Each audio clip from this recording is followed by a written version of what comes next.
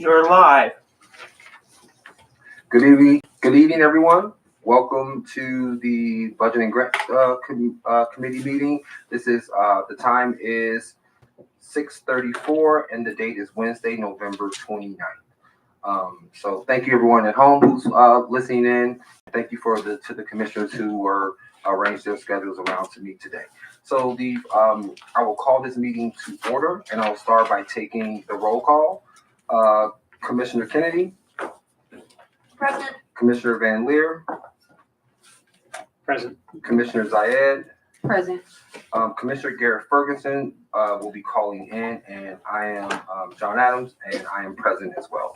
So I guess the first thing that I would like to sort of address is like basically I think the purpose of this meeting is like sort of we did a lot of work on the grants, but there's still kind of like a final part of the process of the grants that we sort of need to see through to the very end. And then there were some other items that I felt like that I think other commissioners on the committee felt like that we needed to kind of need to address and kind of lay some foundational work for the 2024 year. And so with that said, I have presented an agenda to the committee, and I just wanted to know if there were any additional items that you feel like maybe are missing from the agenda or things that are important to you that we might want to add.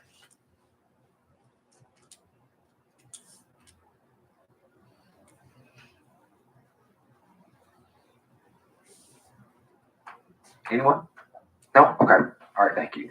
So we will move forward. The first item of business is the outreach committee led by Commissioner Zayed has made a type on the agenda an RFQ request, and I would like to turn the floor over to her to kind of discuss that, and then we will vote on her items. Thank you, Commissioner Adams. So right now we are in the process to launch our 2023 community survey for the police commission. Right now we submitted the RFP to the Budget and Grants committee for review, so it can be approved and we can start the process for vendors to apply for that. So I'm going to let Commissioner Kennedy speak to that process a little bit and the work that she's done on this. And then also we'll have the ED of the commission, Jason Goodrich, talk about the overall steps needed. Thank you, Chair Zayed. So the reason for the RFP is we would like to solicit bids from vendors who are experts in public opinion polling to help us distribute the 2023 community survey. The reason why we'd like to solicit some professional support in this matter is to increase the reach of our survey and increase the reliability of our survey, and also get some more support in terms of analyzing the results, weighting those survey results appropriately, etc. So I took the opportunity to create the first couple of drafts of the RFP. I based that language primarily on the requirements that I was given by the city of Cleveland, and basically just incorporated what we've written so far about the purpose of the community survey, and then also the types of services that we were looking for. And then, is there anything else you wanted me to discuss? No, okay, thank you. All right, Executive Director Goodrich. Okay.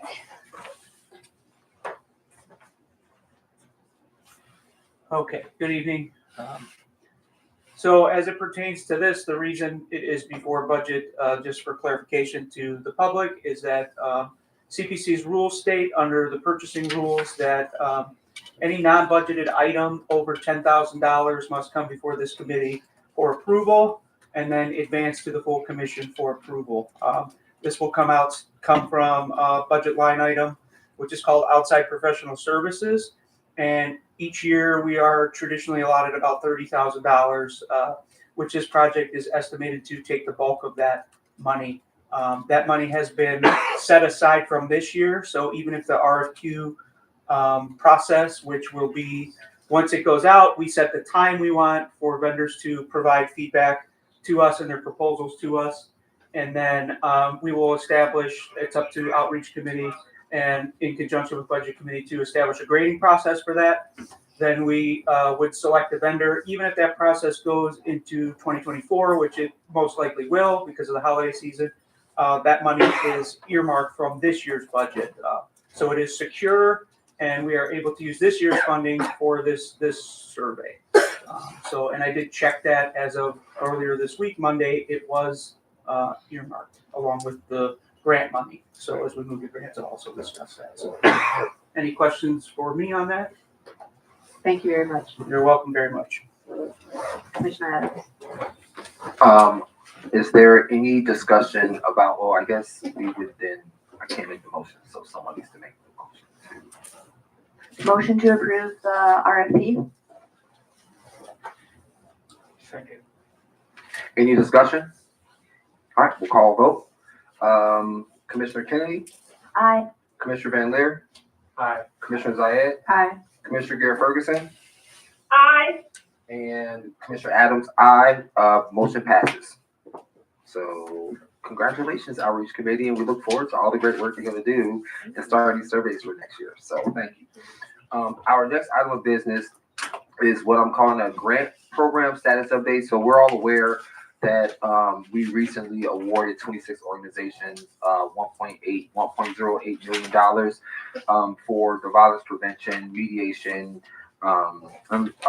the restorative justice programs that are in the Cleveland Charter due to the passage of issue 24. So I know I'm gonna ask Edie Goodrick to assist, but I know my last time I was updated that I know that one organization had completed the entire process with the legal department, but I wasn't sure that if there were any others, and if there are not, I would like the public and the commissioners to get some sort of general update as to like if their organizations are closed or there are difficulties, just so we kind of know where they are in the process.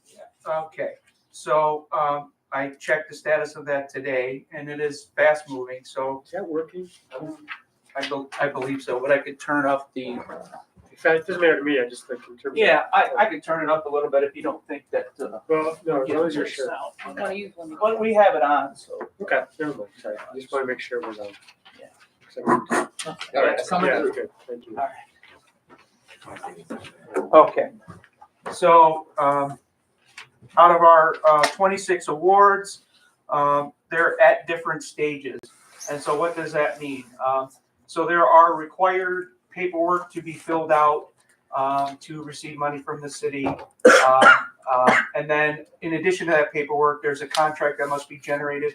The contract is unique to each organization and includes details of the grant and the objectives that were listed in the grant, along with the funding, ties the funding to the objectives. And then it has standardized city contract language about receiving the money. Most of these grants will be in the contract on a reimbursement basis for those organizations that can afford it. I believe we reached out to organizations that stated they could not and are working on contractually a way for them to do that. Perhaps having it in disbursements, anywhere from 2 to 4 disbursements over a year. But like all of them, they have to be accountable. So the contract spells out how accountable you are, what your bookkeeping requirements are, all those things, auditing, et cetera, et cetera. So where are we? So I distributed a list today to and this is in our assistant administrators purview. She's been the one who's the project managing this. She gave us an update today, which was distributed, and for those of you who are here, there are copies available. And it has columns here that says, what law department is waiting on, what has been returned, and if you get to the column that says law sent the agreement, that means that the contract is ready to be signed. So it is in their review period for the grantee. So you can see that some of them have moved to that. I believe we have at least 6 organizations right now that are at the signatory phase of the contract, where others are close behind. Some of them we are still waiting for additional information. And as you know, Chair, one of them, we have to do a legal analysis on their actual qualifiers as far as where their headquarters is and what their distribution is for that funding. So there was that one, and I don't have the status of that, but I know that you're aware of it, so, yeah. I met with legal about that, and from my conversation, I thought that organization was okay. Okay, so you have more up-to-date information Yeah, like than I do on that one organization. Yeah, I met with them and we Yeah. talked about it, and from our conversation, they basically, after we talked about the grant, they deferred to pretty much the commission and said it was pretty much our decision to decide, and they looked at the language of the charter. And so because of literally we chose the grant for, it was one of really a grant that I think we all wanted to fund. So I just told them that we wanted to move forward with funding that grant. Okay, so, and it is the commission's decision according to law, so then it will be in this process and moving forward then. So thank you for that. Any questions on this? So they are all in some process moving forward at this point. A lot of that has to do with the organization, right? So if the organization is delaying sending something back, that's what's slowing it down. So the ones who are most expedient with meeting the law department's requests and filling out the paperwork are the ones that are the furthest ahead. But rest assured, all of these will continue to move forward as quickly as we can process them. So I have a question. So would there be any risk of someone not getting a grant because they're slow, or is that not really the issue? So to the commissioner, through the chair, no. That money is set aside and procured. And so even if the contract went into next year, before they were signed, they would still be eligible for that money. So to the chair. So just looking at this, then, thank you. So looking at this, most recent status report, we don't have any of the grantees who has completed the process. Because I thought Neon had. Where?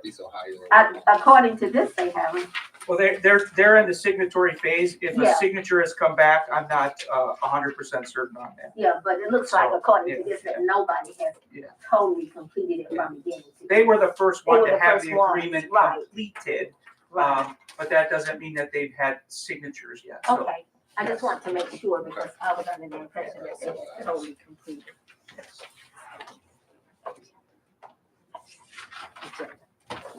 Any anything additional, Jason? If anyone has a question,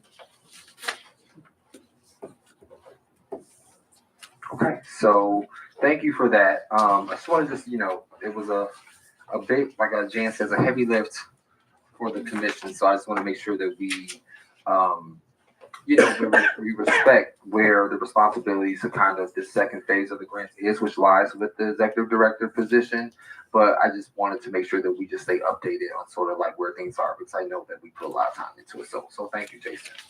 Now, for our next item of business, which probably won't go as quickly as the first two items of business, I would like us to basically review the 2023 budget, and I would like to open up the floor for suggested changes to the budget. So what Jason has printed out for us is the 2023 budget from this year. And then we also have a document where we have a breakdown of the staff salaries and the positions that are filled in those salaries, and then also the positions that are vacant. And then lastly, we also have a draft of the 2024 budget. And I think that the 2023 and 2024 budgets are essentially the same. I think the exception is the adjustments that were made by the city finance department in terms of adjusting things for like cost of living, things like that, adjustments that need to be made. So the budgets are essentially the same. And so what I want to, say is that I am going to strongly suggest that changes are made. We're in our first year, and we were unable to really use all the funds in our budget, and especially in our operating budget this year. And so I would like us, I think, I've learned a lot over this first year, and I think that we should move forward, especially on this committee, with a real, intention behind the budget that we designed for 2024. Like, for example, now that we have all of our committees open, I think that we should consider making adjustments to in the budget. But I would like this to be the start of a dialogue. I don't think we're going to finish this today.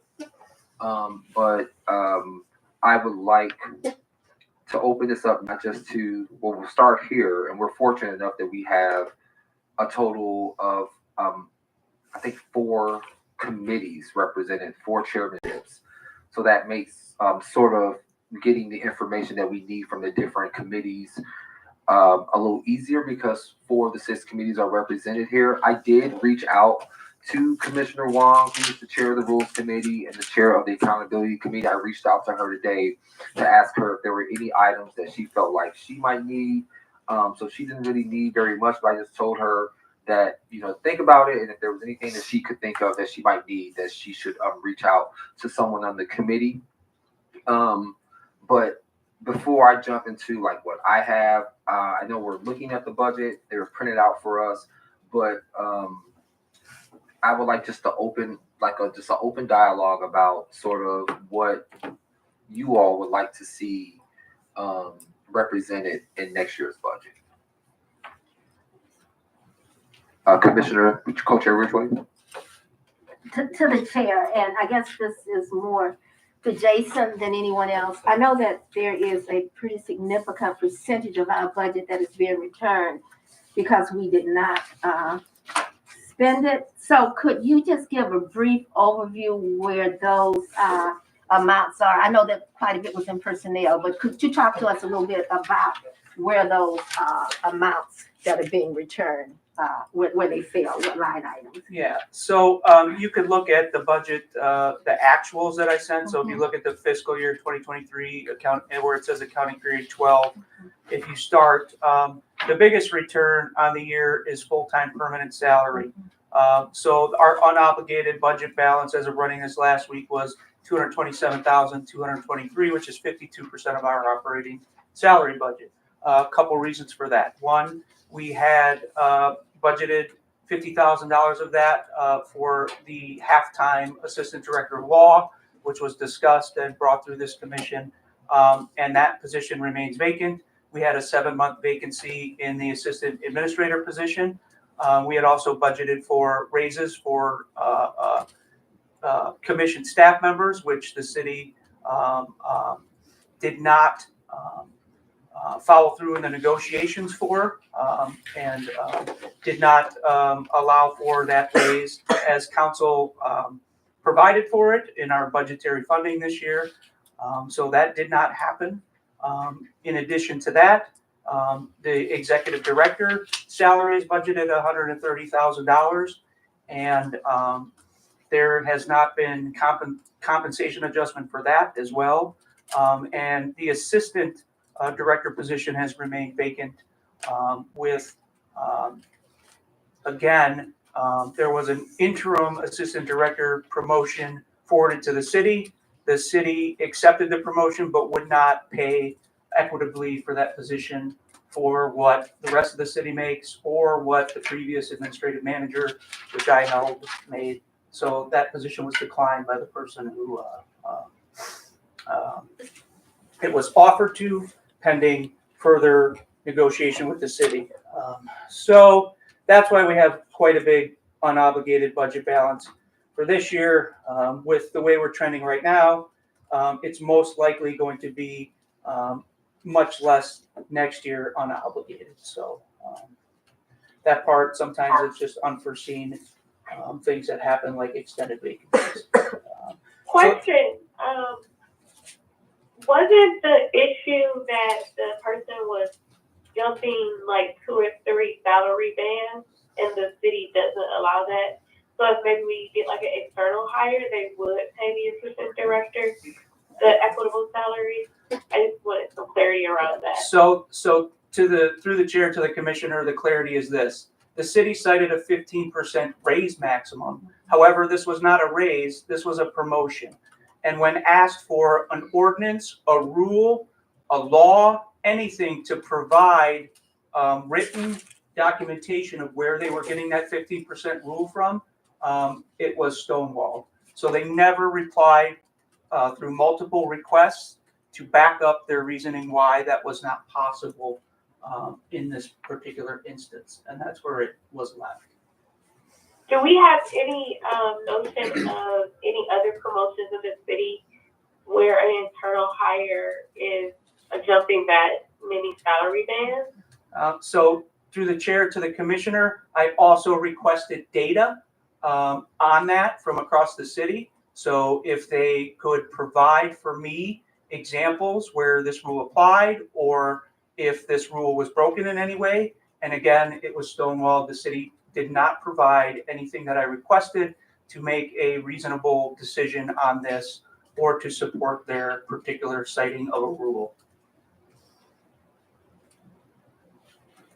Okay, thank you.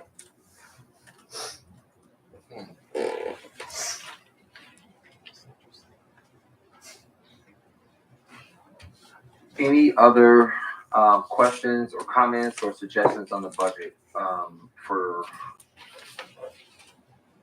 I know we're all looking at it. To the chair. Yes, Commissioner Richard. Another question, and I guess this should be to the table at large, but definitely also to the interim director. And that is, so if we were not able to move these positions this year during 2023, what's the chances if we resubmit those same dollars for those same budget, those same position increases for 2024? What's the possibility of their getting through, or will these positions again remain unfilled, and once again we'll be returning money back to the city's treasury? So through the chair to the commissioner, so I don't anticipate this budget going over right now being cut in any way. So right now, as you're looking at the budget, this was not prepared by me. This is the city's attempt to show you what the coffers allow this year, right? So this is their mathematical assessment of your budget, and I don't anticipate one single bit of resistance to this budget as it sits right now, because it was crafted in conjunction with the finance director, and it follows the rules that everyone is already in agreement for, which were sent out to all the directors. And those rules are no budgetary increases across the board, and specifically no additional personnel in 2024. So those were the rules applied to every other city department, right? And the numbers that were submitted are actually higher in salaries this year than they were last year for several reasons. One, there's an additional pay period next year. It happens every bizarre couple of years. There's an additional pay period, which brought the entire salary for the thousands of employees of the city way higher than it normally would be, because everyone gets an extra paycheck.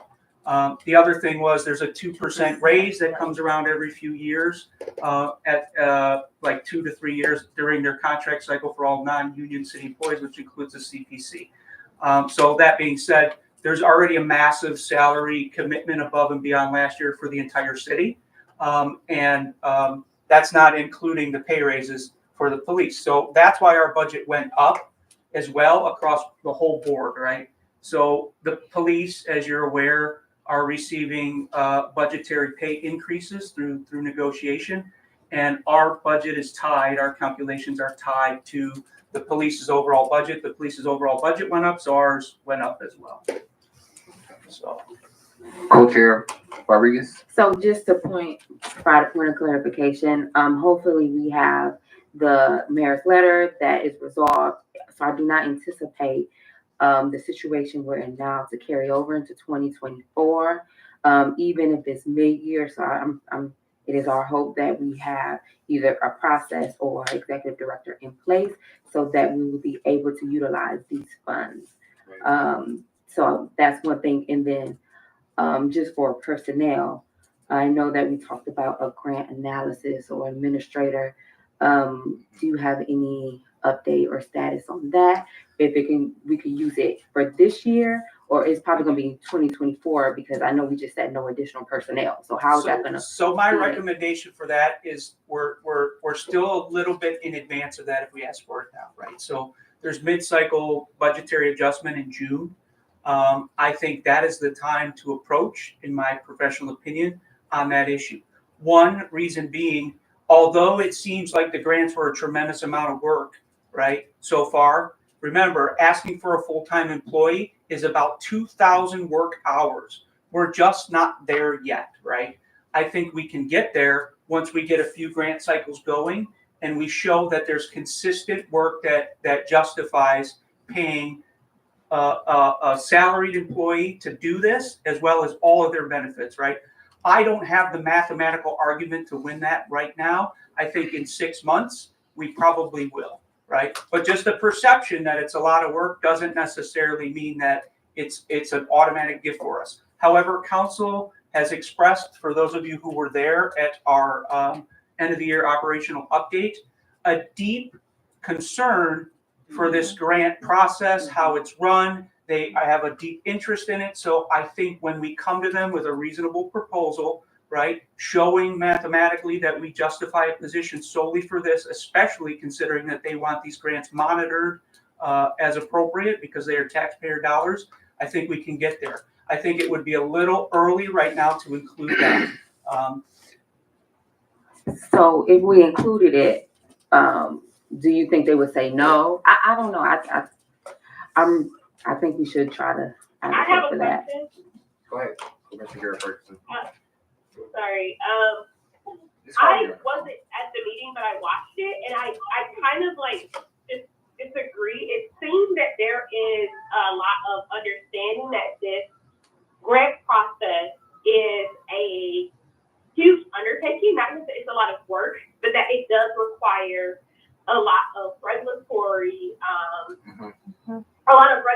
stipulations. It requires someone being able to use background information to do like the research. It requires someone that is dedicated, that can follow up with people and make sure that they're there. Like it seems that from watching that and from what we all know, that we should be able to put together a scope of work and estimate with a solid dollar number based on us going through the process of how much this actually would cost and justify it from a dollar and a numbers point. Because we can all like divvy it up and see how many extra hours did we each put in, not to mention we had to open it up to other commissioners that was on the Budget and Grants Committee, not to mention all the extra hours that Anita has put in. Like she's doing a phenomenal job. Like I'm always giving email updates.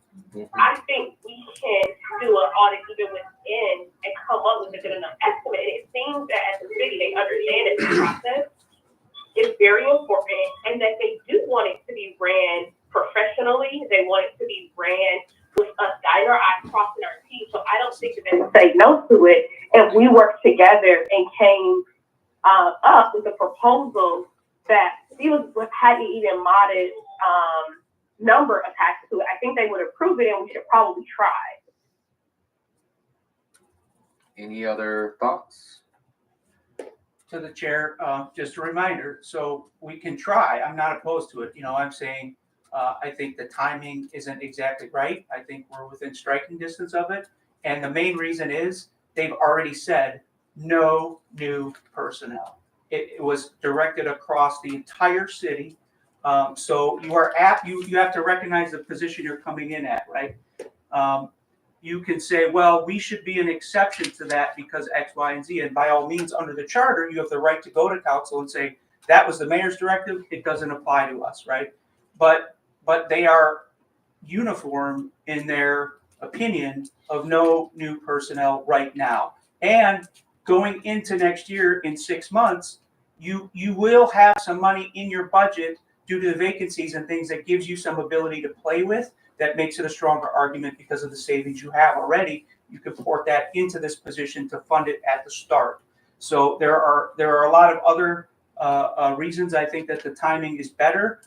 including really thinking it out, right? So it gives us the time to work this out, to make sure it's the right proposal, to talk to people over there already, to get their feedback on it, to go to HR and work with them directly on it. So I agree that we need this position. I have no doubt that it's coming, right? It's just a matter of timing. So if you want to do it now, we'll try it now. But you risk that no, right?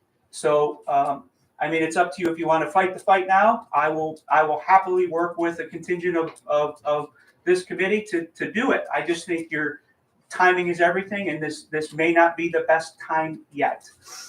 Specifically because, as you cited, Commissioner Garrett Ferguson, we do have someone who it's already in their job description to work on this yet, right? And so far, she's been able to do that competently. So you're asking for something based on more of a feeling. And in addition, you're mentioning commissioners who worked on it, right? That was your decision to do it the way that you guys did it. Now, if you're saying you want to pass the grading off to the staff, all of that extra work right now, that's up to you guys. That's a choice that you haven't firmly made with us yet.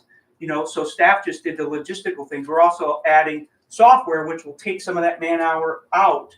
That part of it won't be difficult. It's already in our budget to do. So by adding software, one of the arguments for the software is you're going to reduce the need for that labor, right? So there's a lot of conflictory things here. So we would just have to, we can take this conversation. I'm open to it, right? So if we want to, have a group that get together and meet and walk this through, see what we have on the positive side, see what we have on the negative side, and just really, really work it out. We don't have to do that tonight. I'm open to that, right? So I just want to be clear. I'm not opposed to this position. I think it's a great idea. I'm one of the first people who said that many years ago before you even seated when I mapped this out. I'm like, you're probably going to need a grant person eventually, but I didn't know the work yet. So I'm still building that operational picture.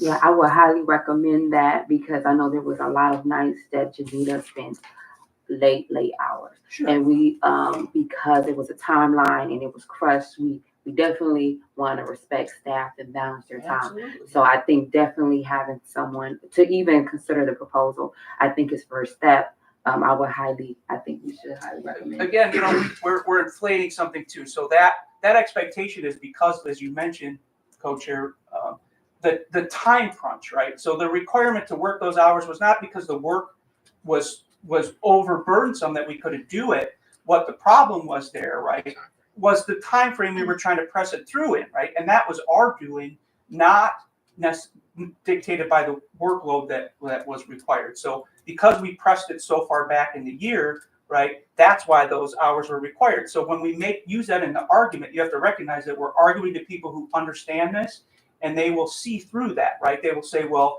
was that really the amount of work that dictated those long hours, or was it because it was crunch time and you were trying to do a lengthy amount of work in 2 weeks of time, right? So there is a way to articulate this, but I want to make sure our argument is solid and not based on things that have holes in it like that, because I can easily rebut the way that I did that time crunch and those long hours were because of the situation we were in at the time, not necessarily because the work required that. So I'm going to say that I think that council, was very clear in expressing their concern about the management of these grants. I know that we don't have consensus on this point, but I think that there is a final step of this process, and that's the actual monitoring of the grants. Mm-hmm. And I think that there is plenty of work. I think that we can make a case for this position.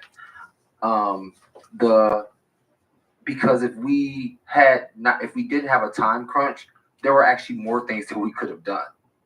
But we prioritized passing the grants and making sure that we awarded these organizations. I think that the idea of asking commissioners to do what they did again, I don't like it.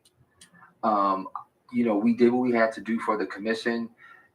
In a way, if council says that they want us to be more professional, or they want more regulation of the grants, and then if they deny us the money, then it's like, do you really want us to do what you say you want us to do? I think I hear what you're saying about timing and everything, but I think that that we should meet and we should talk about it, but I also think that we should, I'm not gonna say push for, I think we should request it. And we will have to accept whatever council says, but I am 100% for this position. The chances are that all of these positions that are vacant will not be filled still at the beginning of the year. So we're going to be accumulating funds with the early budget. In addition, I wonder if there is a way to, like, for example, we have a new staff position that's open. I'm just wondering if there's a way to, I don't know if it's like how it works with, because, this is the jurisdiction of the executive director, but is there a way to maybe give additional responsibilities to another position? I don't know. I'm just trying to figure out. I think we need a person, because I know that several commissioners are concerned, including myself, about what type of support some of these newer grassroots organizations are going to get. And so I think that we can make the time for them. Like, if they have time and they have some free time, then go down and see what the program is doing, right? Go ask them if you can, like, see how they're spending funds. I think that there's work. And if we had the person, I believe that we might be able to add like a really personal touch to these grants. I think there's plenty of work to do. And the only reason why I think there's some hesitance is because of like how maybe some of the things that we would like to do to support these grantees, because we literally, between us, we're working full-time jobs, we're sitting on several committees, they're chairing, and there are all these meetings. I just think that the work is there. And I think that if what you're requesting is that we quantify this and then to show the qualitative effect of it, I think that the people on this committee will be willing to put that work in, because I think that we're in agreement that we need some additional support. And to the chair, we are in consensus that we need this position. So I want to make that clear, right? So there is no disputing that I believe that this position is coming, right? And inevitable in many, many ways. Now, there are two things you brought up. One is, I don't think we've had the discussion, it's later in the day, about what this grant program is going to look like next year. That's an important factor in considering what this position is going to look like, right? I hear alluding from you, and you can correct me if I'm wrong, that grading will not be done the same way, right? But I believe under the charter, there is not discretion to give that to the staff. And I'm not certain that's something that the staff is prepared to do, or you'd want to give that to staff. I think the citizens gave you all the ability to grade those grants. So I think the time commitment for grading will have to still be considered by this commission, a commissioner specific thing. Now, we can assist you as much as possible, like we did before with pre-screening, helping with that process, streamlining it, scheduling, whatever necessity you have of us, we will deliver on that. With the line being, I don't think you should have professional staff grade this. I think the community wanted commissioners who are members of this community to be the ones who evaluate these grants. So I just want to make sure we're on the same page with that as we move forward with this. So a point of clarification, there have been no discussions about us not still scoring the grants. Okay. I've not heard that from anyone who scored grants, and I haven't heard from anyone on this committee. So I don't think that that's something. And where I got that from was the time, when you mentioned the time commitment of the commissioners, that was exclusively geared towards the scoring of this, with the exception of the initial creation of the program. When I mentioned the time commitment, I was referring to the fact that I know that there are several of us that would like to monitor the grants. And I think that the hesitance that we have on it is a time thing. I think we're all clear that we need to score these grants because that is what we're supposed to do. I just think that I think the work is there. I think, like, I take what you said, and that then we need to sit down and crunch the numbers and be able to present this to council properly. That's what we choose to do. But I think if we do that, I think the work would be there. So my request to this committee would be who assign someone, and let's get to work on it. So let's let's put people who were involved in that grant process, who understand it because they went through it this year, with myself and Janita, and we will come up with a job description. I will get it over to the city to rate as quickly as possible, and we'll see how we can interject it into this if that is the wish of and the will of this, because we are not in disagreement that this is coming. If we want to try it now, let's give it our all. So what I would like to do is, I know that I've spoken and the co-chairs have spoken, but I would like to hear from the members of the committee in terms of like how you feel about the discussion that's going on and what do you think we should do. Commissioner Zhang. I'll be willing to help out in whatever way is necessary.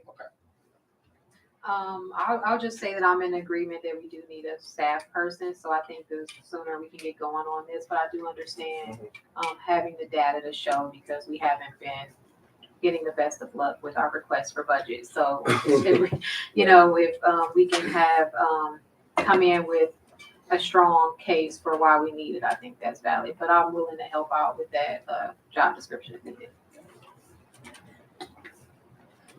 I totally agree that we need a grants person. I think we're all on the same page on that. Just want to speak to that. I think we all agree. So, couple flags that I have on asking now from a practicality standpoint, because we have so many, comparatively speaking, open positions, it is very unlikely that council will add another open position to the existing open positions. If we didn't have any open positions, my recommendation would be different, right? If we had filled all the positions and we're fully staffed now, but we need somebody else, right? We need one extra person to do X, Y, Z, ABC, then I think that argument is stronger. So from a strategic standpoint, I don't want us to put all of this time and energy into asking for another role when it's going to potentially just get shot down anyway, because we have to, I believe strongly we have to fill the other positions before we ask for a new one to add to the budget. This is just like a how it works sort of thing, right? And also, we have to be able to prove that we can fill these other positions too. I think that there's like a confidence that council will want to see that, like, okay, CPC can fill these other positions rather than allocate us funds that from their perspective, we might not ever spend because we're doing so much of that now. I don't know, because the executive director, there's a lot of legal. I think this might be a little different because the executive director, there is interpretation of the charter, right? So there was motions put forth. So it's not that the position isn't filled, it's kind of pending. And that is reflective of the. But I wasn't talking about the executive director job.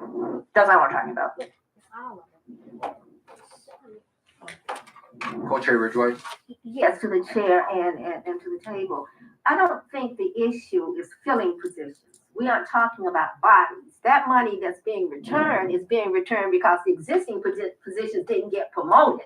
You see what I'm saying? They didn't get their raises. So it's not about adding, when we talk about those positions, with the exception right now of the part-time attorney, and with the exception of Sarah's position that's opening up, that she isn't officially out until tomorrow, the positions are in place. It's the money that will allow them to move to a higher pay grade. Oh, that's the issue. I fully, so again, agree. I think we all agree.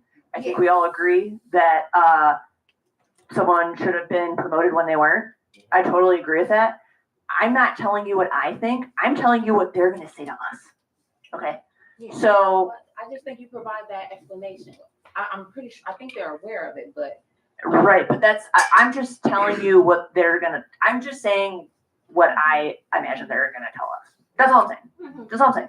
It's just my 2 cents.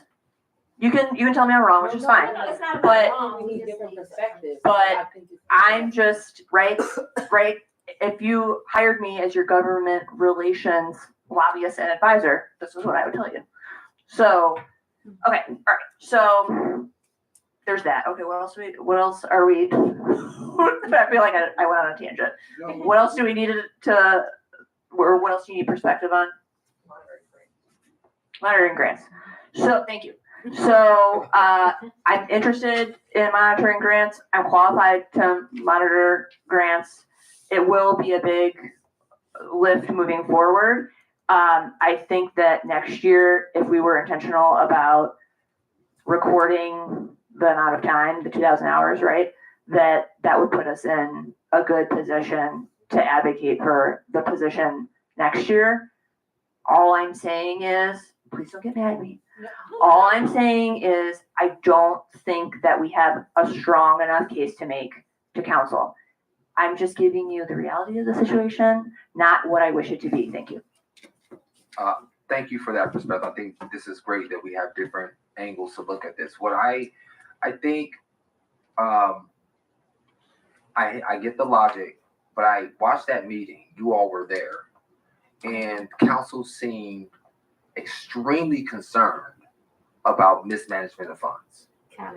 They seemed that seemed to be a high priority for them. And so I think that, we could make a case. I mean, like, as the co-chair just said, these vacancies really have to do with, and I mean, Jason just explained it, like, we have the interim position and then they don't want to appoint the person into the interim for the administrative manager position. And we're, in process of the law person. And then we just got a vacancy, coming in 2 days. Right. So, I think that, again, it's something that we need. I think we can justify it. And, we should use the language of the council people, right? They laid it out for us. They laid out all of their concerns in that meeting. And I think that we are, in a way, directly responding to their concerns. And so for them to express those things to us and then not support our proposed solution to it, I would want to hear, and I would assume, as Commissioner Kennedy has said, I mean, we've watched enough that we know. But at the same time, I think we have to.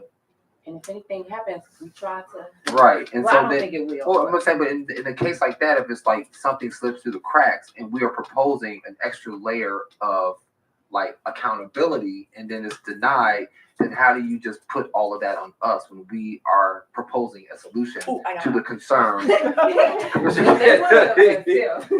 Hello, it's me. I'm back, your government relations advisor. Okay. I don't want us to fall, sorry, city council people, but I don't want us to fall in a trap that could be created by this hypothetical situation. So council's saying that they're really worried about misappropriation of funds. What would be some reasons that they would vocalize that so strongly? Part of the reason is because we have the authority to allocate a significant amount of funds and council does not like that, okay? That is their job. They don't want other people allocating funds. They made that very clear in other political issues that are happening in the city. They want to allocate the funds, period. They don't want to share that power. Okay, all right, fine.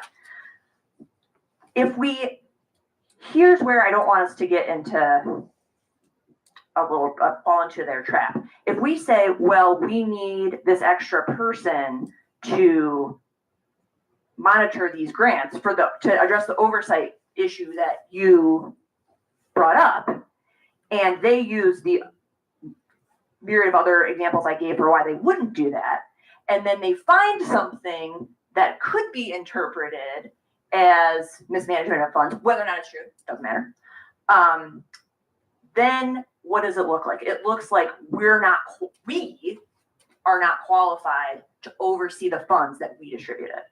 So what I would recommend instead is that we establish a system to monitor those funds, make a very good case to council that we've done a really good job at monitoring them, and that we have the capacity to hire a person and onboard them and give them the capacity to monitor those funds in the future. Thank you. Commissioner. I think something, Oh, go ahead. Commissioner Garrett Ferguson. sorry, was someone talking? I'm sorry. You are. Oh, no, I think something like, we don't want to say like the elephant in the room, but I think part of the issue is like as someone alluded to earlier, there are not really a lot of open positions that we have. There is some power struggle things that are going on between our office and the city in regards to us having current staff and wanting them promoted and how the city is handling that situation.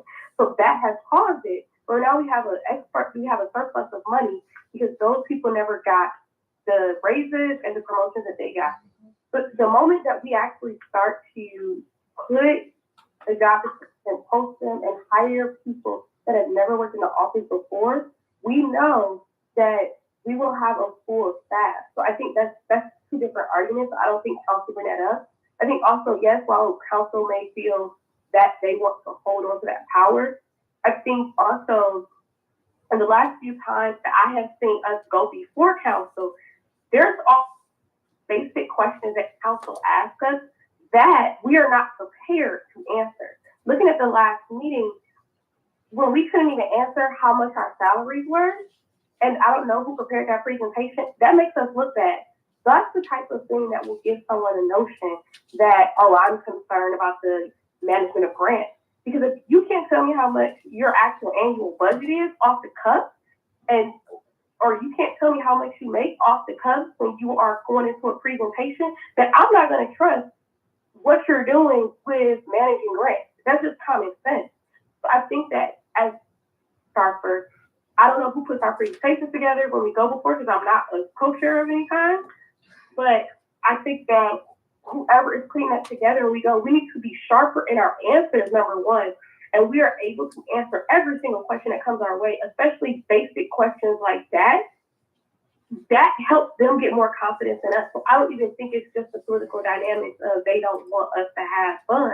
I think we have to make sure that when we show up, we're putting our best foot forward and we know our information, and that maybe we're taking more of a role in creating those presentations, so we're dotting our I's and crossing our T's. And I think if we go in there like that and we make a solid case and we're united, they're not going to say no to us.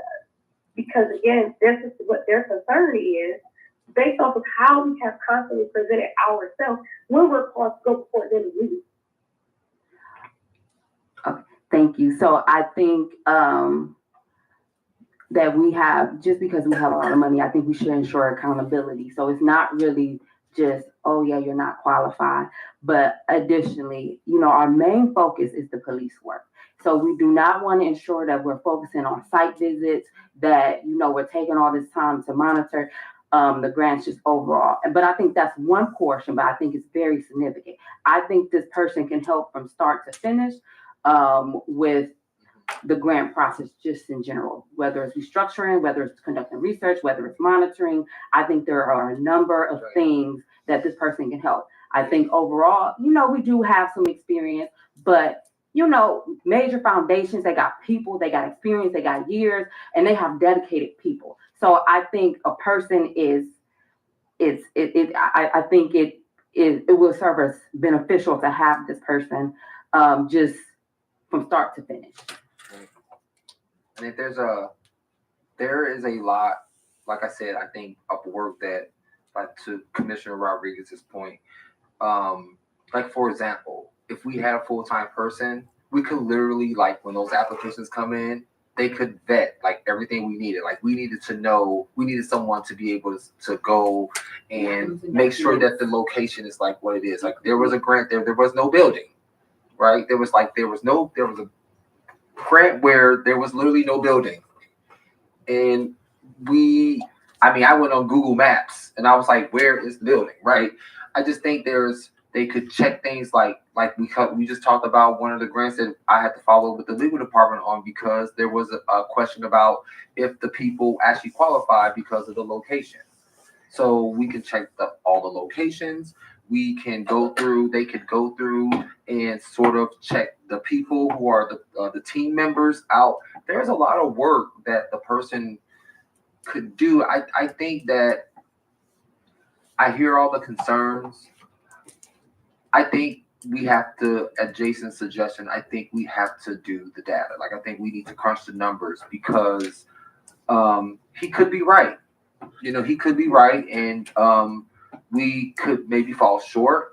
But based on, what I've learned from this process, I think that we can make a good case for this. Commissioner Do you want to hear from everybody, or you just need to talk to yourselves? Commissioner Van Leer? I don't have a lot to say. I think I'm not opposed to the idea of hiring this person. Clearly, we need this person. I do think that, so I'm not going to oppose it. I do think that the city has said pretty clearly no new hires. I see no evidence in our relationship with the city at this point that they will make an exception for this, but we can ask. I think the more evidence we can give them, the better. But, I think we gotta be realistic too. Thank you. From what I'm seeing, I don't think there's an issue with us agreeing that we need this person. I just think that maybe there's maybe we just don't agree on the timing of it. So I think that maybe we should, just kind of discuss this more and kind of table this and as we think about the best ways to go about it in the future. Yeah. To the chair, if I may. Yes. All right. So again, I 100% agree. Task some people to it. We can start working this now. Decide at the end with what we come up with if the timing's right. I think it also needs to be in conjunction with the reforming of this grant program for next year based off of what we learned, because we can't assess what we need until we know what we're doing next year with this fully. So I think that's an important component of this too. I'd like to see this committee really give its feedback holistically so that we can get to work on those changes so we don't find ourselves in the same situation next year. And we're closer to a timeline where we can maybe have these grants out by applications out by March or April of next year, right, to stay ahead. But we really need to work on revamping this program because that's a big component of knowing what staffing I will need to commit to that here in this office, and if it requires a different person.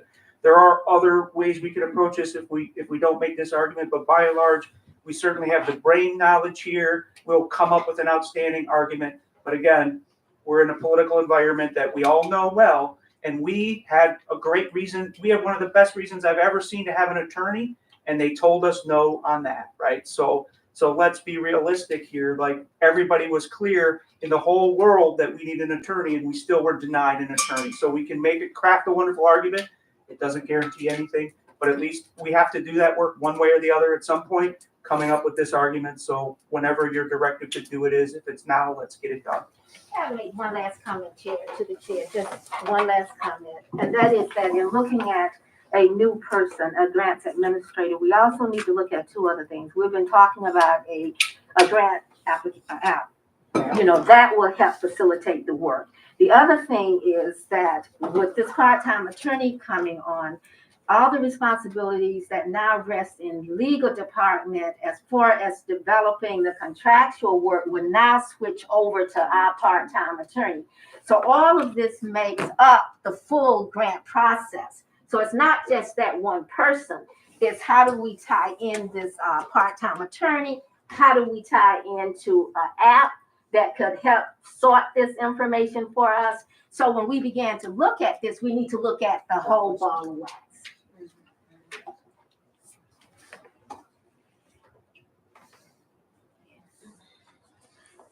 Okay, so I think what we should do at this point is maybe we should gauge interest in helping to sort of start the process of gathering the data that we would need. I am in agreement that we should not rush this just to, and set an artificial deadline. I think we should just start the process of accumulating everything, and then we'll see what we have, and then we'll figure out what the next step is from there. But I would like to know which commissioners would be interested in helping to complete that work. We have Co-Chair Rodriguez, Kennedy, Syed, and I think, at that point, I think, so we want to make this like a work group? Sure.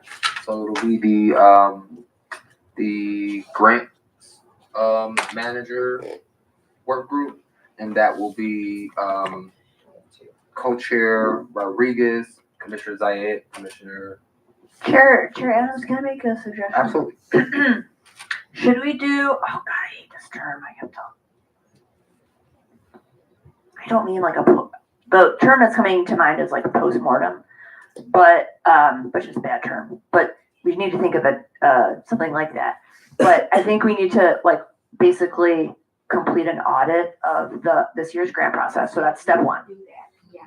Okay, so audit is step one. Then step two is trying to calculate like the people power that process took that will lead into the position. But then also another part that we haven't talked about yet is designing what we think this coming year should look like, which will be critical in making the case for the new position. I think starting with the new position is like, we need way more information before we can even like sketch the outline of what that person will do. So the chair, part of this discussion has started in leadership already. We have already talked about, I think I'm supposed to have a position description ready for a grant administrator by our next meeting, which would actually help define the duties of that position.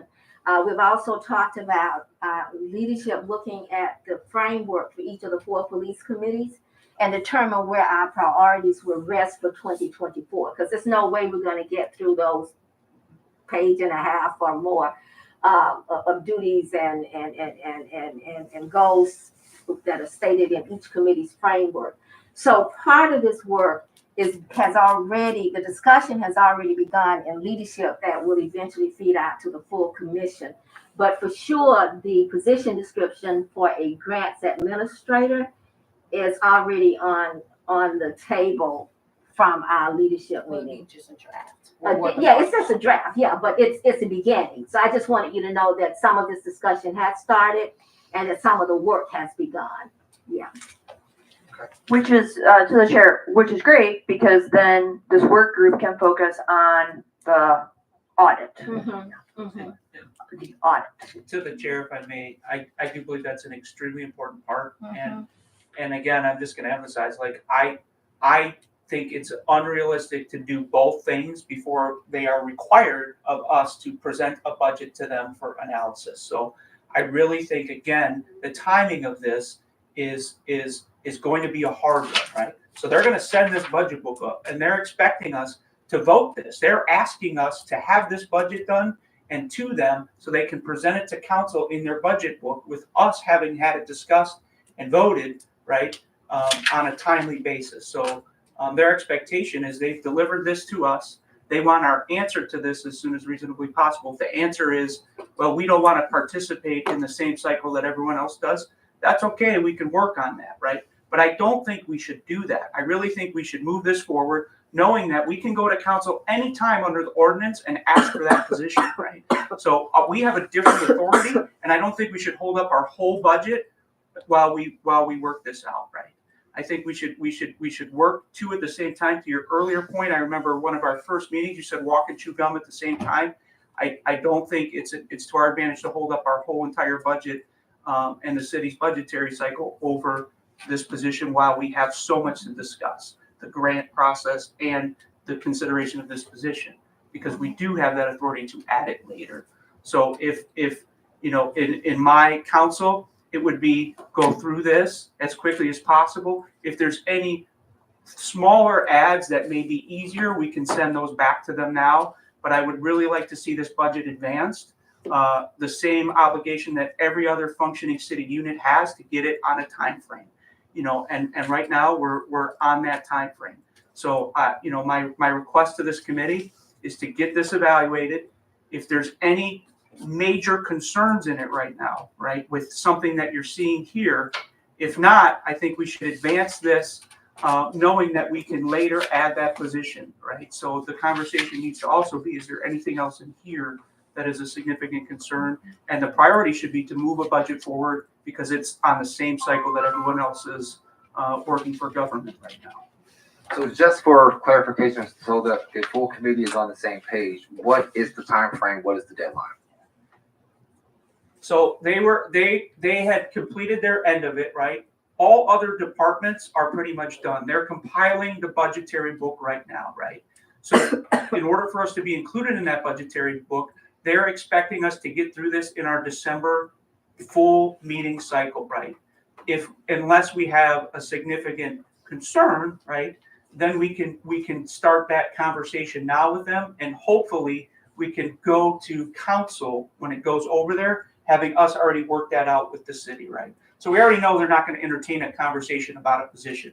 That's something we'll have to go right to council with because they're at the executive branch. They're saying no to positions, right? So we can table that like was suggested, bring it up later. But if there's anything else in here operationally that's within the purview of the commission side that you think is a necessity, let's get that worked out quickly and get the rest of the budget advance independent of that, in my opinion. So aside from this, I have a general question there. So you said no additional personnel. So Sarah's leaving. So we're not going to be able to fill her position? No, that's already budgeted. So we're at 7. They're in agreement with the 7, right? But we're talking about adding an 8, right? And that they're not going to entertain that conversation. They would need us to go directly to council with that, right? So if we choose to do that under our read and charter section, we have the right to do that. But I also think it doesn't put a timeline on it. So we can go to council, like I said, approaching June isn't that far away. It may seem like it, but considering all the work we have to do and our framework and everything else, I think June is reasonable. And we know we have an opportunity there to bring this specific position, make our argument, and move forward with it. But the main budget should not be held up while we dispute this position, the timing of it, work it out, right? This is a very important thing to get this budget over and finalize on a cycle with the rest of the city. So, and I can't advance it without a vote. So you have to consider that, right? It has to be voted on here and then voted on by the commission before I can go back to the city. Well, I guess my concern with that is I think that there are things that I've talked to commissioners about that commissioners want to see in next year's budget that I'm not. So I would want to make sure that the things that we feel like we're going to need are going to be things that we can actually do out of our budget. So to the chair, let's go through those things. Let's power through, because I remember very clearly when we were doing the framework, approaching every chair and making it very clear that that information should have been provided along with the framework many months ago. And I stressed that point multiple times, that the budgetary cycle, the planning cycle, right, where you're considering things, pricing things out, starts in the springtime for us, right? So that way we already have everything worked out by the time this process comes around. And I think I was more than clear on that. There in the framework, there was a component for adding your projected budget for any one of the projects that you submitted for 2024 in your framework. And I get that there may be add-on and additions. And if that's the case, we need to hammer those out right now, get them through, get this voted on, and get it back to the city. Because we are not an exception to the way the rest of the city budget cycle works. And we should be held accountable to ourselves to pay attention to that cycle, to go through that cycle, and not ask to slow the rest of the city's budgetary plan at spinning because we didn't do it in the timeline we were supposed to do it on. So I don't think that, I want to ask, do you think there is a chance that maybe I don't think this is going to be pressed out tonight. I don't think we're going to be able to do that.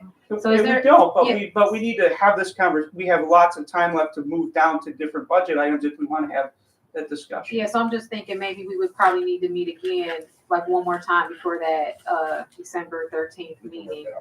Yeah. And that's typical of budget season, like, when it's budgetary press time, people work late hours at the city, departments work late hours. Co-Chair Ridgway, you've been through this, Been having there, worked for been government. So I just want to provide a point of clarification. That meeting will have the commanders. So a lot of, there's 5 districts, so we're not sure the time allotment that's going to be. So we're looking to consider a special meeting. All these, we've been mentioning this for a number of meetings. So more than likely, this may not be discussed because we want to ensure that we give it its due diligence. Commissioners have enough time to speak about whatever categories. As you can see, that we're having intense debate. We want to ensure, and as well as that we're having a number of guests. So this is not something that we want to talk about financials in front of various guests. Okay, and I would also say that maybe, us being on budgets and grants, we can kind of discuss things with the ED and maybe discuss things with other chairs that aren't here about and give context behind certain deadlines and budget requirements so they can understand why this is being asked of them. So to the chair, so if our meeting is December 13th would be the meeting where we'll be reporting out, that's our annual meeting, we'll be working toward meeting a consent decree mandate as far as conversation or discussion with the police commanders and the commission. And then if we look at that following week, I just want to give some timelines, put some timelines on the table. So Chair Adams, you'll know when you need to get your meeting in place, so we'll be ready to move this before the holiday. Because I would think that we want to get all this out of the way before Christmas. So the following week would be the week of the 17th. 17th is that Sunday, so we have 18th, 19th, 20, 21, 22. There are those 5 days in there when we can come back with a special meeting, which means to the chair, you probably need to consider another meeting somewhere the week of or next week or the week of the 13th. Then we'll be ready after the 13th to do a special meeting the week of the 18th to knock all of the year-end business out of the way. We need to go back. The full commission needs to approve. Commissioners, the full commission needs to approve that funding for the community grant. I know Commissioner Van Leer, you mentioned something that we need to do with the police union agreement. We know that we have this budget that needs to come back to the full commission for approval. So we know for sure that there are 3 or 4 items that need to be on the year-end business meeting. So if we could look at next week or the week of the 13th with our main meeting as another budget committee meeting, then that following week of the 18th, we should be planning a special meeting to finish the year-end business for this commission. I just want to put those times out there for us to consider to make sure that we can work this in before everybody get away for Christmas. Well, the final item on the agenda is the scheduling. So I think we can do that in the end. And so I just wrote in my notes that we definitely should have to meet before December 13th to kind of figure these things out. So let me say something. So I guess what I'm going to throw out here is that we are having, I know that the training committee is going to be having these community events. We're going to be planning 1 per quarter for the police to be able to demonstrate trainings in front of the public. So as we are planning this first event that's going to be on December 16th, what I learned in the process of looking into catering for these events is that there is actually a process that we have to go through to get food, to cater food. I thought, I work at the schools, and so I just thought, well, we order food all the time, and we're a city entity, and we just order food for things all the time. But I guess when I reached out to legal about it, it's not how it works for us. So we actually need to budget the money into our budget, and then those monies have to be sent over to council for approval. otherwise, we just can't cater food for events. And I know that, I mean, I'm assuming as an outreach, chair, you're gonna have events, and I assume that they're gonna be community-focused events, and you're gonna need some funds. I know that for training, we're gonna need some funds. So I guess, like, for me, as a starting point, I wanted to just make sure that that's why I reached out to the chairs, because I wanted to make sure that as we're having these events, that we have the monies properly budgeted beforehand. Because now that I'm thinking about what I know, what I would like the events, at least my training committee events, what I would like those to look like, I can't do that because we have to go to council if we want to do a catering. So I wanted to just make sure that those things are in place for the committees that we know we're going to need it. So I just want to make sure it's there. To the chair, and that's what I meant by saying, like, we need to reach out to each chair of these committees to just see if they understand why we're, asking them this, and, look at their calendar for the year and say, what will you need? So that way we can make sure to try to include that in the budget. Right. So that's like really just, off the top of my head, those are my primary concerns. Yes. To the chair, that is partially correct, and no one has approached me on this issue to have this conversation. So we cater food events all the time. We have ample food budget. We haven't even come close to spending our food budget. The problem with your event this time around, it's the food you serve, right? So city government does not spend $20 per person per head to cater events, right? This is government funding. So we have an ordinance that says maximum $2.50 per person per event. We've never had a problem with providing food for an event in the history of the time that I've been here. We have ample budget. We haven't even touched that budget. So food, unless we're planning on, so right now we have $5,000 in food allotment, right? And it's in our budget. It's right here in our budget that was sent out. There's a specific line item for food. Plus we have another $5,000 for special event funding. We have never even come close to spending our food budget. So that's the kind of discussion where we have to first assess, have we ever hit our cap? The answer is no. And then if we decide that we are going to above that next year, it would take a considerable amount of events. So I've never had an issue with food. Food has never been a problem to procure. We have had some pretty elaborate food events. What needs to happen is timing, right, for food requests. So if you're coming and planning an event, the problem with our event was end of the year. Our book is closed, so we couldn't enter into any other contract. We're fortunate that we have an $800 purchase order with Dave's, right? So if there is a special reason why we need to do something above and beyond, like a Dave's supermarket, which we always have a standing PO for catering, right? More elaborate catering, those are taken on an individual basis. And yes, to your point, some of those things require going to council because there's a blanket city ordinance about how much you can spend on food per person. So just so that, people aren't buying steak and lobster at their events. It's a protection in place so that we don't get extravagant spending on that. But food has never been an issue. Planning an event has never been an issue. We have always, that's one of our main budgetary items is special event money and food money. And I've never had a year where we went over that. And looking at our schedule as proposed in the framework for next year, I don't anticipate any problems. And the second component of that is if we run into problems, we move it from areas where we're not spending. So remember the two rules of budgeting. Operational, you can move anywhere. Salary, you can't move, right? So salary is fixed, operational. So wherever we have a deficit, if we don't have enough money for food, we just make an easy adjustment where we have extra funds in a line item to move it over. So things like that, we don't have to overthink. You're going to have an element of trust that I've been doing this long enough to understand. I don't to project to you. We don't have a need to increase our special event funding, in my opinion, and we don't have a need to increase our food funding, in my opinion. We've never come close to hitting those amounts. So the ED through the chair, you said that we have a $5,000 food budget, but it says $1,500 here. Is that fair? Oh, I'm sorry, 5,000 special events and 1,500 in food. Okay, So that's special events. 6,500 total to spend on special events.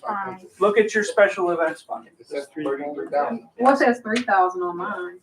Excuse me, where's my glasses? Right here. I'm on the 2023 budget. Are Yeah, we- sorry, I'm looking at sorry. 2024. Let me look at what we have here. Food is 1,500. Yeah. 800 was spent. We have 800. Where's my left. Yeah. 700. Then you got special events, 2,800. Yeah, yeah. I think we're looking at two different. So, yeah, This It's two this is different. for the proposal for next year. Oh, so we're looking at the proposal. This is what we have for this year.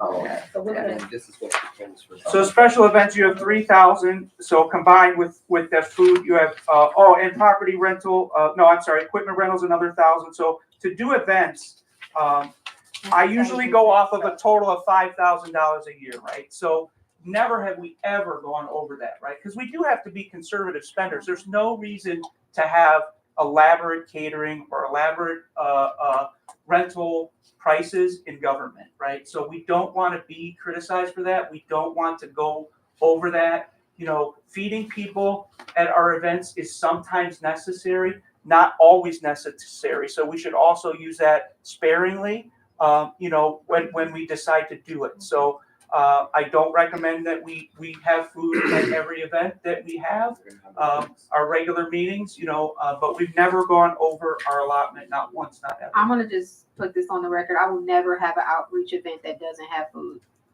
I will never. Right.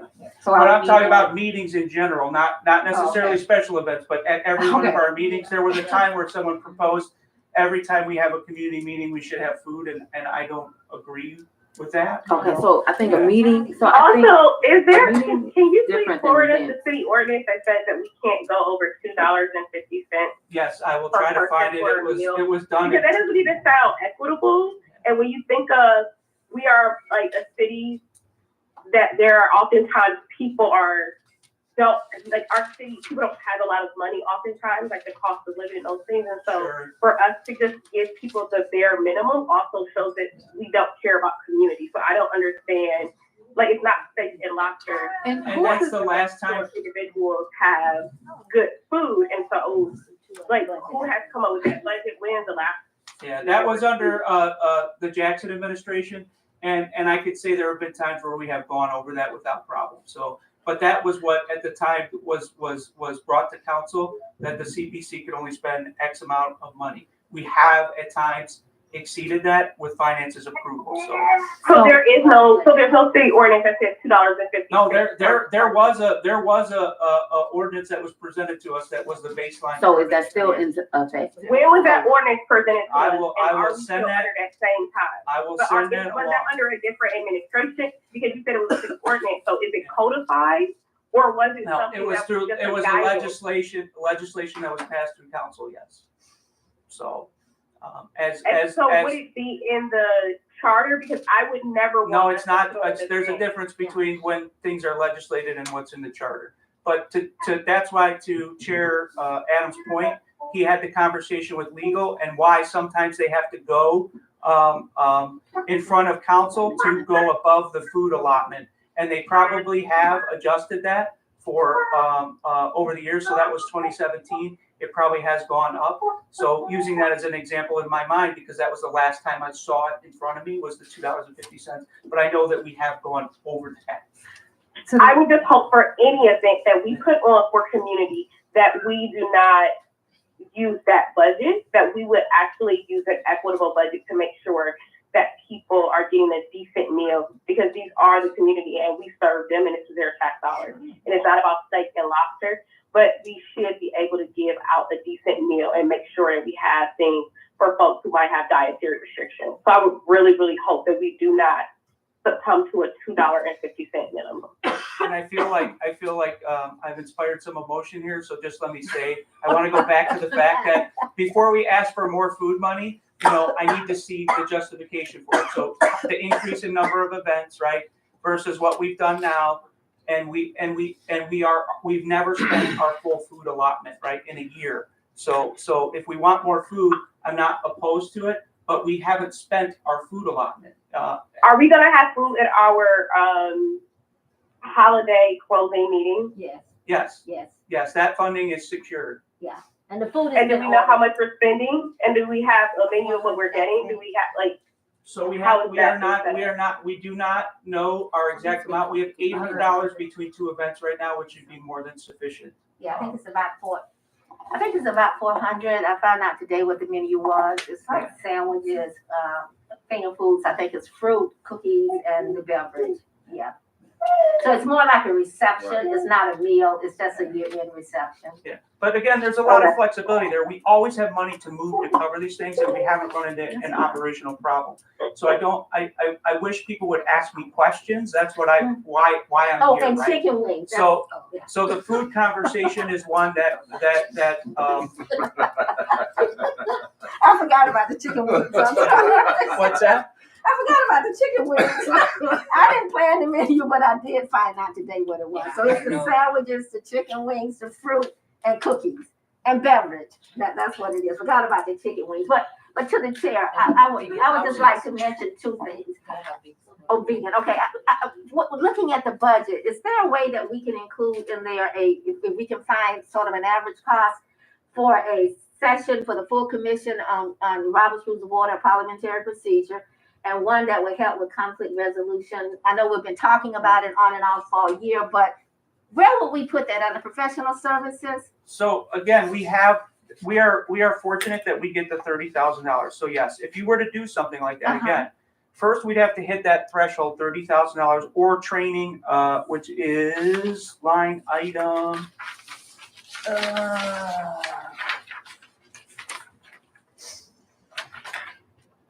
Tuition and registration costs, we could use it there. Other training, $45,000. So between tuition and registration, other training, 45, and professional services, 35,556. We have a lot of money to play with to bring in for training, seminars for us, whatever we need to do. So in order to ask for an extension more than that, right, we first would have to show a plan where we're spending all of that and then saying this is why we want to go above that. Do we need that as a line item though within the 24 budget? No, or we do not. Just leave it in that We're group? already being given what I consider to be our best operational budget we've ever had.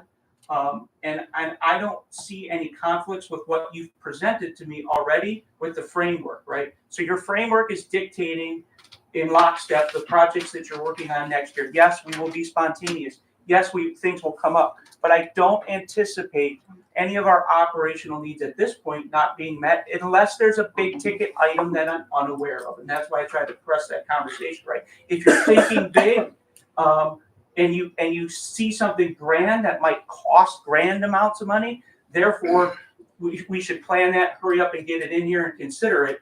You know, I understand this is the first year for some of you. Some of you haven't been through this budgetary process before, and seeing that grace, I will rush to get those things planned.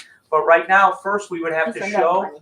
Right now, we would have to show that we're at the point where we already have everything planned to spend, and now we want to ask for more because we have this additional thing. And I don't think we're there. I haven't seen a plan. Nothing's been presented to me that says we're going to go over our operational budget as it sits right now. So. Well, thank you.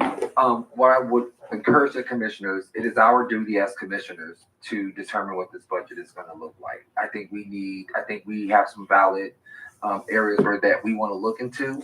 And I think that we should, we can work outside of the committee to basically determine where we want to make changes. Because I feel like, as I'm looking at this, I mean, I know that we can move within the operations, and I do recall that us being told that last year.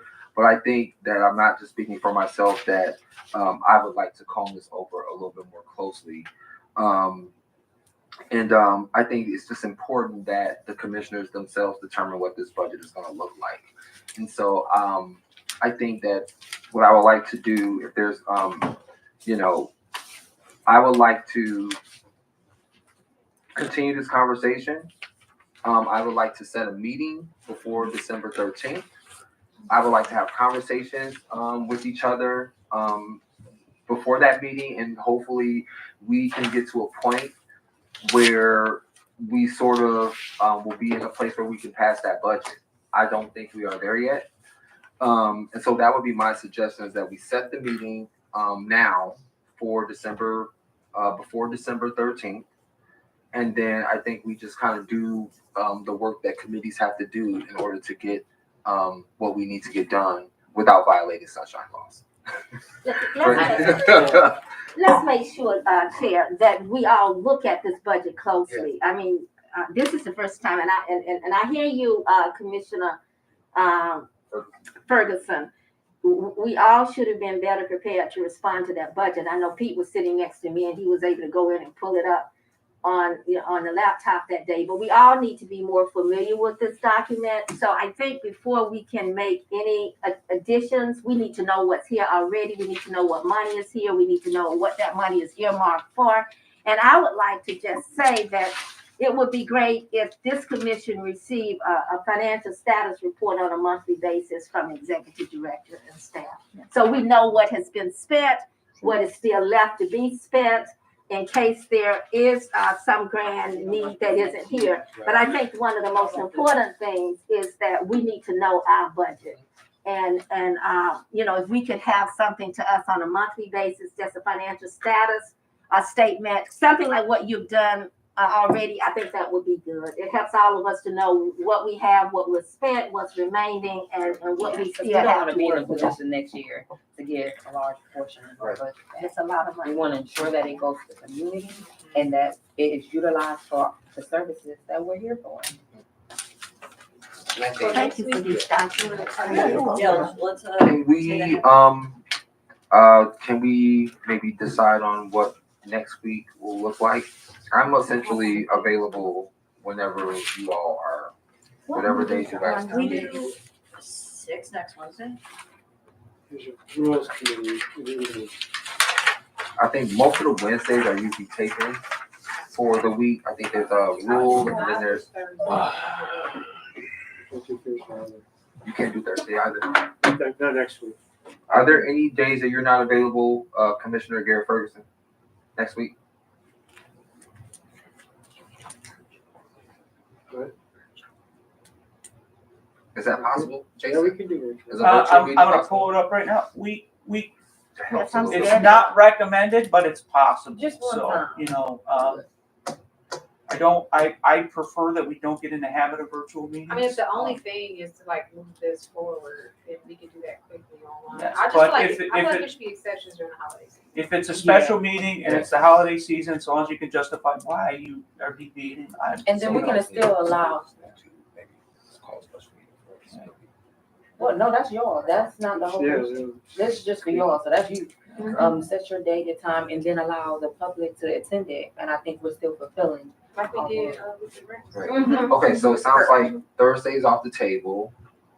Wednesday is off the table because there's already, unless we would meet earlier, On Thursday, but I don't know if that really works with people's schedules. on Wednesday or? Wednesday. Would that be possible for you, Commissioner? I know you work, but if it was virtual, could that be possible for you earlier on Wednesday? What time? What time are you available? But I have to work until at least 5:15 every day. Because I think if we can do what we need to do, sort of like communicating with each other, it could just be like a real, like just a forum meeting, How is whereas it wouldn't have to be very long. Tuesday for everybody? Tuesday. Yeah, Tuesday's open. that's the fifth. Tuesday later, Like what time? like 7. Oh, sorry. Tuesday 7. It's gonna be a short meeting. Or I could do. I could do Monday at 5:30, 5:30 to 6 Would that work for you, Alana? Eastern Standard Time. Yes, long as the meeting is after 5:15, I can make any day work. Let's do Monday at 5:30. That's the fourth. Monday 5:30. That work for everyone? Yeah. Yes. Kate, maybe have a future for you in scheduling. Thank you. It's Monday at 5:30? December Yes. 4th. Monday, December. That's my dad's birthday. Okay. in JC? And you're requesting that is, digital, right? Okay. Yes, that will work for everyone. All right, I'm not gonna send a calendar invite because I have to find out what the best digital system to use is that we can record project to the community, so I'm gonna have to talk to Sarah in the morning to set that up, so look for the invitation tomorrow morning. What's the time? 5:30. on Monday. Well, That work for you? WebEx, Finish. GovX is probably what we'll use, which is the WebEx, because it can go longer, we have some time restrictions on Zoom. You have to- So my question wasn't about the time start, but like how long? What? Ideally, we can have conversations with each other between now and then and come up to some type of agreement. So we can just move it So we forward. basically can So like, what is 6:30, hour? what hour? I'm thinking Hopefully it'll be 30 minutes. hopefully like a half an hour. Let's do an hour. on And it. if it's- Schedule. Get 1 hour just for in case. Let's put an hour on the calendar. So, Also the weather, don't forget our weather right now is very. so we can unstable. schedule for an hour, I was but gonna I'm be hoping it'll be Zoom. shorter than that. It's gonna be virtual. But still, some of the people may not. Oh, yeah, I guess, Oh, like yeah. traveling and stuff. Oh, get Yeah, up yeah. for work. Some people may be out on something else. Yeah. You need to either go back to your office or go So back that's Monday home. the For traffic. 5:30 to Be 6:30. affected by the And weather. invite commissioners so that they are aware. It's been so I bad. know, so when the special meeting comes, it'll expedite that too. All right. Are we gonna set an ongoing time at some point for going forward? I think we should, since we're all here, it will be, it's like, and yeah, I think we should do that. I don't know what my schedule in the new year is gonna look like. That's the only thing. I You need a said little more Thursdays time. don't really work. Thursdays don't really work, and I know possibly not the first Tuesday of the month. Okay. So if we avoid those, Yeah. then what about you? Okay. So we're looking for hopefully a Tuesday.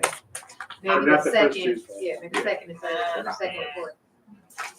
Not looking good for you. I don't know about Tuesday. I would really appreciate it if we met, either January 8th or later in the year, because I won't be here for it.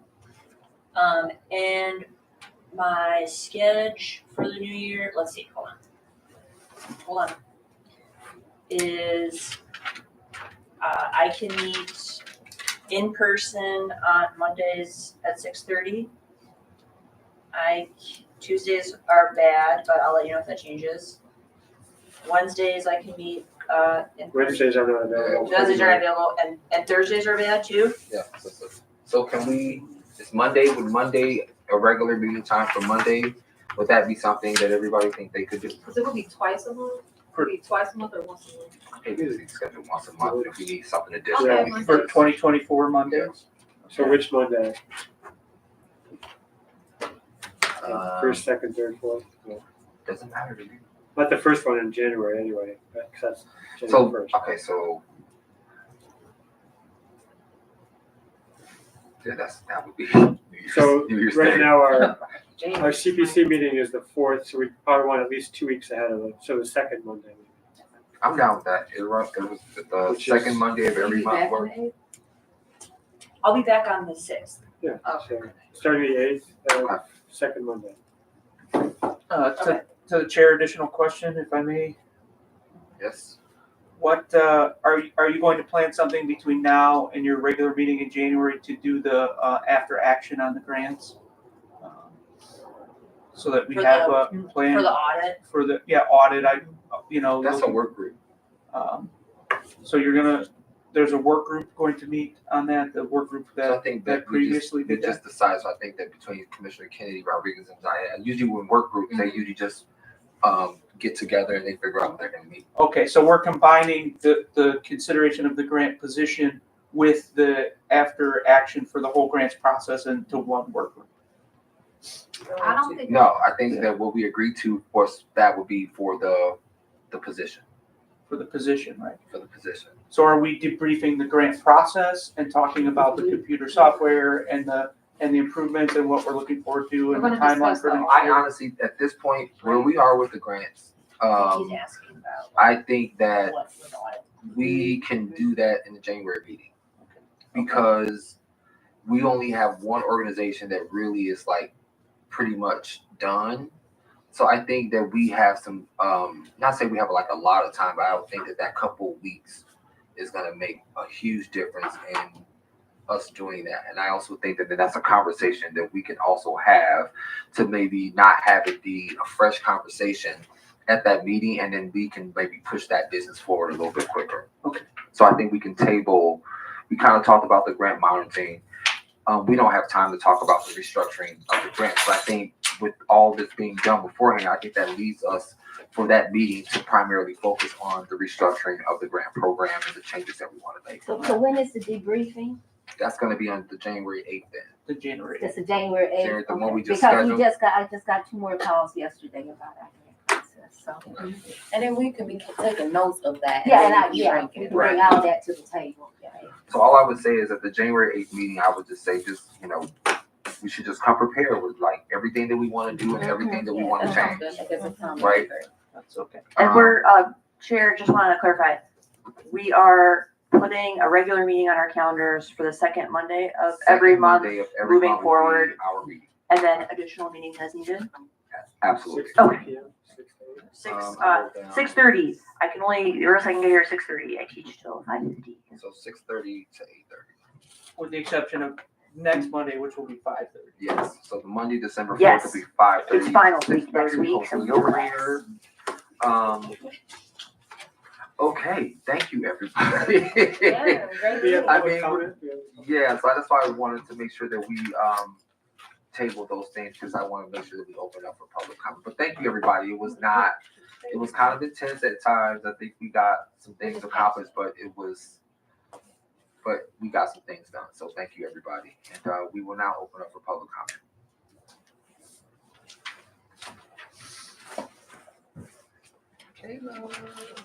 You want this or you want that? Okay. So 3 things, kind of not in any order of importance, really, but, so I think one of the things, has to do with the kind of monitoring of the, grants.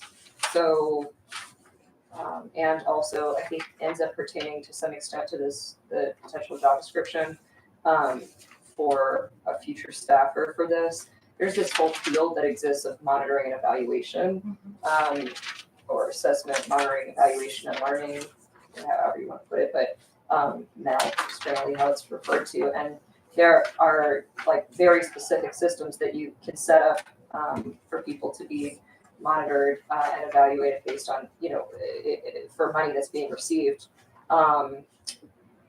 pre-existing systems that it's actually an entire field that exists that specializes, in this. So, like USAID, for example, gives like a ton of money, obviously around the whole world, and they send it to places they can't necessarily be always checking up on. And so what they do is they install these AMILs, these assessment, monitoring, evaluation, learning plans for their implementing partners, which actually puts a lot of onus on the people who receive those grants. And anyway, so I just coincidentally, one time I made a handbook for people, for implementing partners to do that in USAID's mission in Uganda. I have it somewhere. If that would be of any interest to just kind of check out, because there are some elements of things that can be sort of, not automated exactly, but I think it also helps to kind of put responsibility into, people's hands, who are in the community, that sort of thing. And also I think it's something that a consultant could potentially, not myself, I'm not an expert in this, so not myself, but that a consultant could be used to help out with getting some of that stuff set up for, that then may or may not require a staffer for that position necessarily, depending on what ends up being required, from that.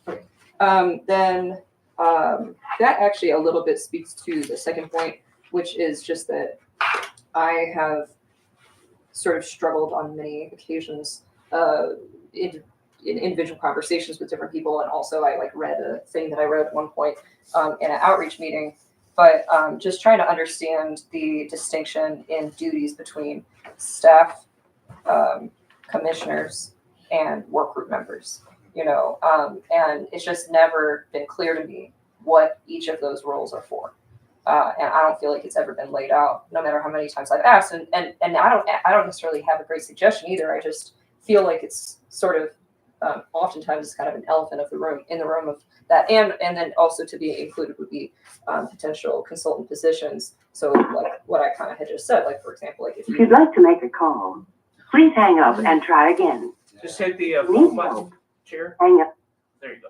you know, if you were to, for example, have somebody come in to help set up a grants monitoring program, then, you know, do you end up needing a staff position for that, that sort of thing? I don't know. In general, I so often come back to that question of what's the point of this one? What's the point of this one? What's the point of this one? And definitely there are a lot of points to be had, but just where does that responsibility lie?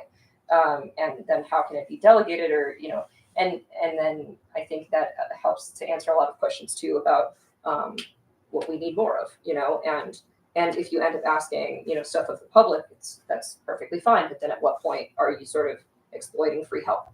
That kind of thing.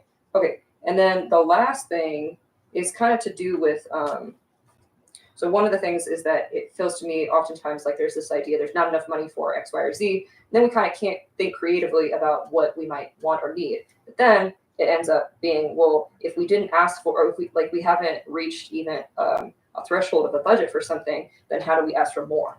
But it's sort of this like cycle of like, if we're not allowed to think creatively about what we might actually want or need, then we're not going to, you know, end up asking for the money to reach the threshold.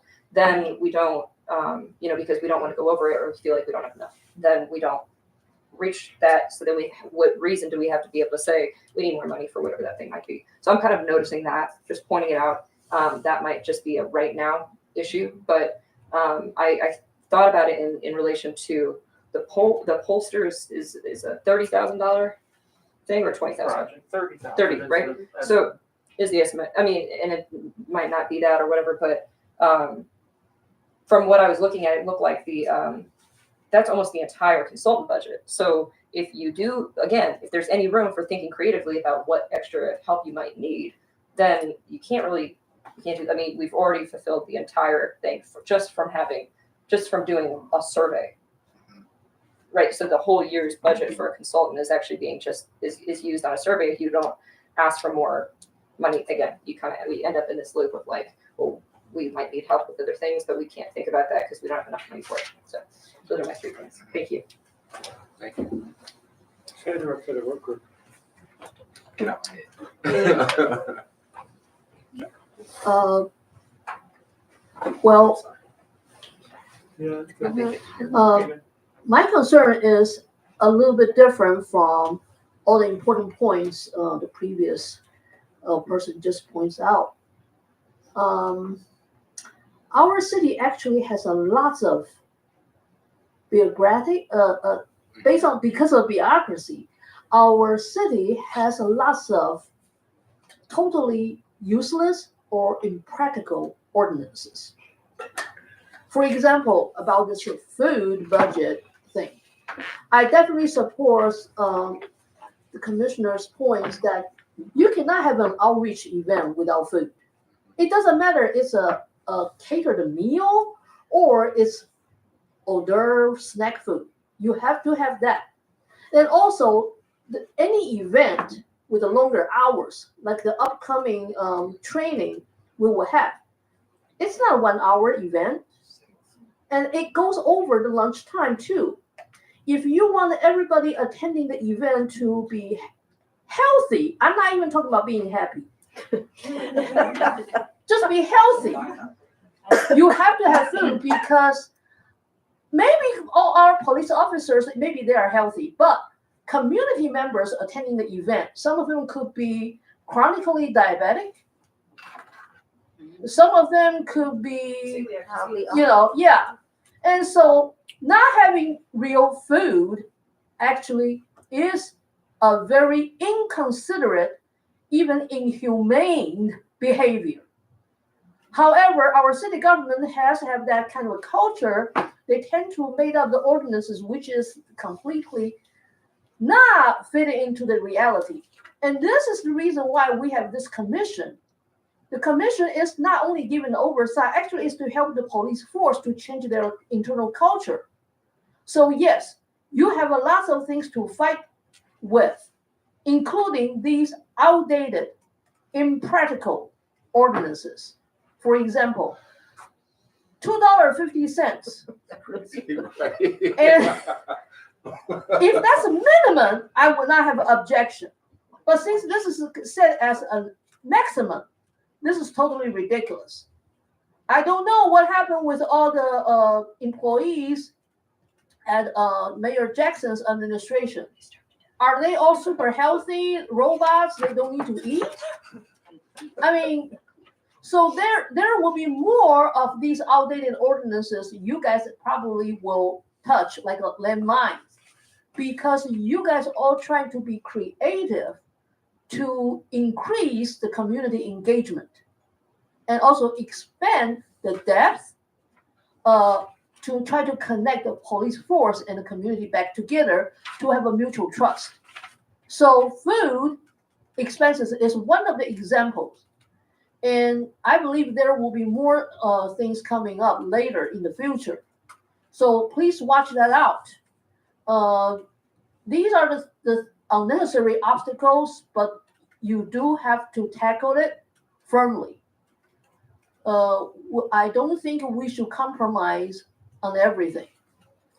However, make sure you have successful events to have the influence in the community and the police force is your goal to have all these events. Doesn't matter, it's an outreach event, back to school events, or even the public meetings. As long as it has like a 3, 4, 5 hours, it also covers the common mealtime, lunch or dinner. I believe these things are very reasonable. Please stand your ground. If obstacle actually comes up, please make sure you tackle it. Do not compromise even with these little bit of things. People may think that's not primary issue, but this affects the cultural issue within the community and with the police force. People may not think that way, but the long-term accumulations of the mistrust and distrust, we need to do something effectively to break them. So having food, for example, is one of the powerful tools. Please don't give up on anything people may think is trivial, because these things may do the wonder. Thank you. Thank you for the public comment, Lou and Kayla. And if there are no other items on the agenda, I would move to adjourn the meeting. Thank you, everyone. Jason, the meeting. Thank you. Jason. Let me shut it down here. Stand by. We're still on camera.